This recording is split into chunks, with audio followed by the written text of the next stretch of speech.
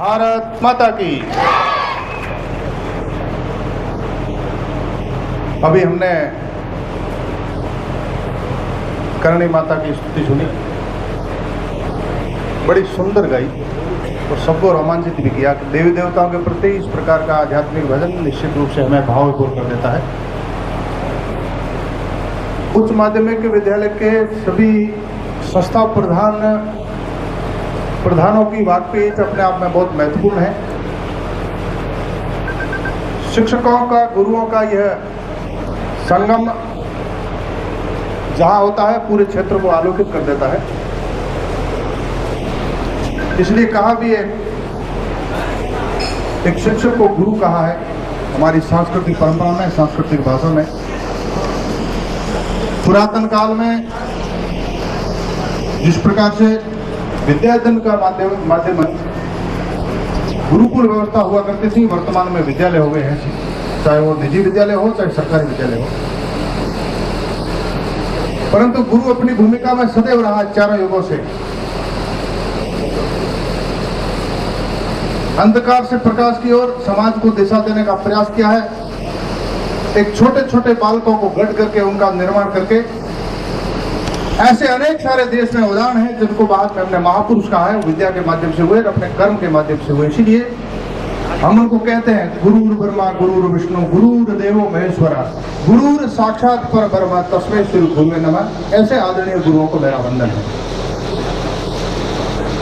निश्चित रूप से वाकपीठ में समीक्षात्मक विश्लेषण भी होंगे, चर्चाएं भी होगी, चिंतन भी होगा, मनन भी होगा और योजना भी बनेगी।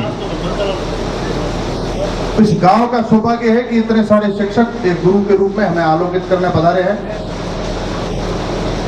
2-3 दिन जो भी चलेगी, लेकिन इस वाकपीठ में निश्चित रूप से प्रेरणादायक चर्चा ही होगी।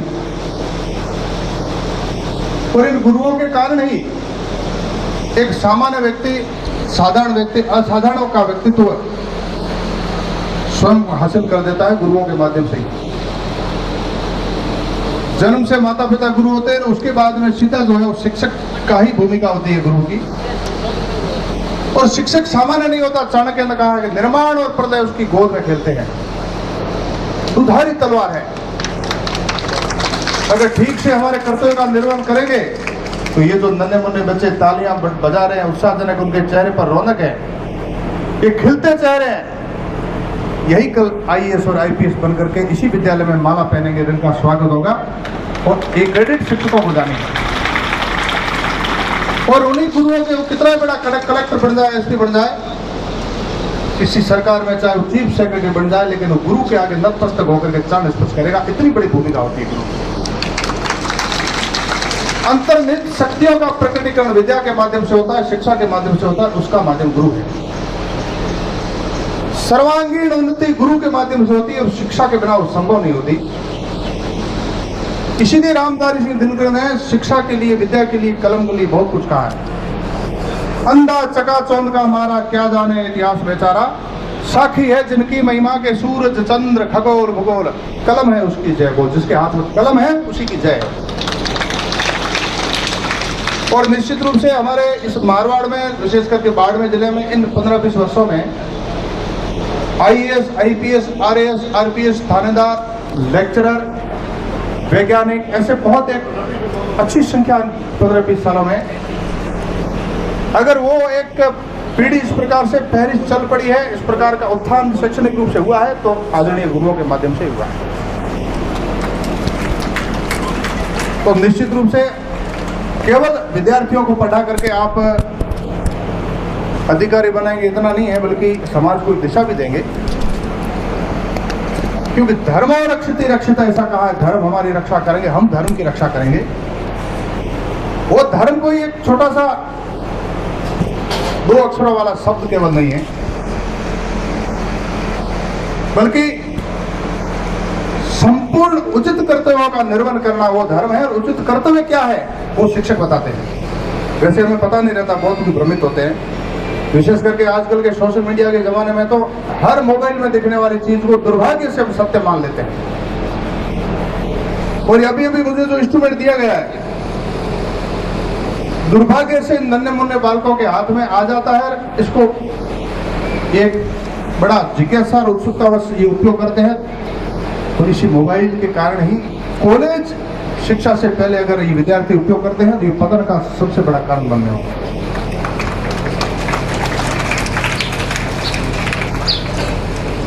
अनेक सारे उदाहरण हम सार्वजनिक जीवन में रहे, तो अनेक सारे उदाहरण हमारे सामने हुए हैं, आज भी है, भविष्य में भी होंगे। इस मोबाइल के कारण बहुत सारे लोगों के घर उजड़ते हमने देखे हैं। माता पिता को इस मोबाइल के कारण हमने रोते देखा है, विशेष करके बच्चों में आप लोगों को कह रहा हूं। अब आप पूछेंगे इसका कारण क्या, कारण भी आपको नहीं बताऊंगा, लेकिन केवल इतना ही कहूंगा, मेरी बात का सब आदरणीय शिक्षक और अभिभावक और आदरणीय मंचासीन अतिथि सब समर्थन कर रहे हैं कि जब तक हमारे को समझ में नहीं आता है कि मोबाइल में कौन सी चीजें देखनी है और कौन सी चीजें नहीं देखनी है, जब तक हमारा विवेक पूरा काम नहीं करे, तुलनात्मक अध्ययन करके हम ठीक से उस स्थिति में नहीं आ जाएं कि मोबाइल में हाँ अब देखना चाहिए, ताकि कितनी भी बुरी चीजें हो मोबाइल में, लेकिन अच्छी चीजें हैं उनका ही उपयोग करेंगे, तब तक आपसे मेरा निवेदन है, आप छोटे बच्चे हैं, मेरे परिवार के सदस्य हैं, मोबाइल के पास मत जाना, बिल्कुल हाथ में लगाना।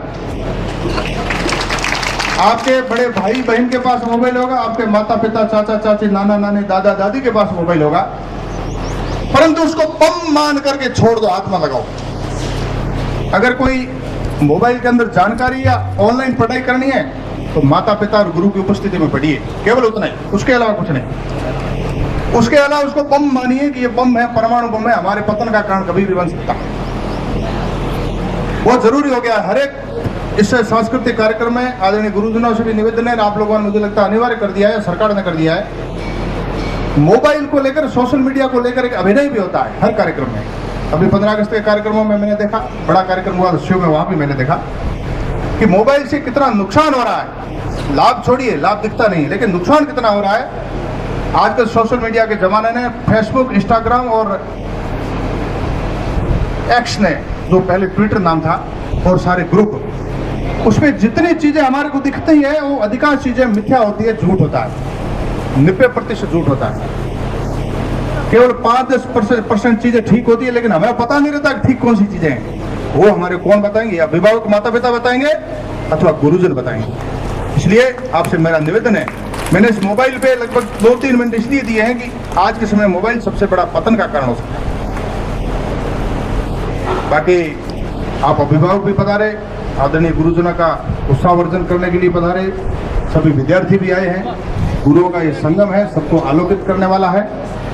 ये गुरु ऐसे ही हमारी पीढ़ी को निरंतर शिक्षित करके, केवल साक्षर नहीं, साक्षर और शिक्षित दोनों में बहुत अंतर है, इसलिए शिक्षित और संस्कारित करके इस नवीन पीढ़ी को एक भारत का उज्जवल भविष्य के रूप में गढ़ेंगे। इन्हीं आशाओं और अपेक्षाओं के साथ जय हिंद, जय भारत, बहुत बहुत धन्यवाद।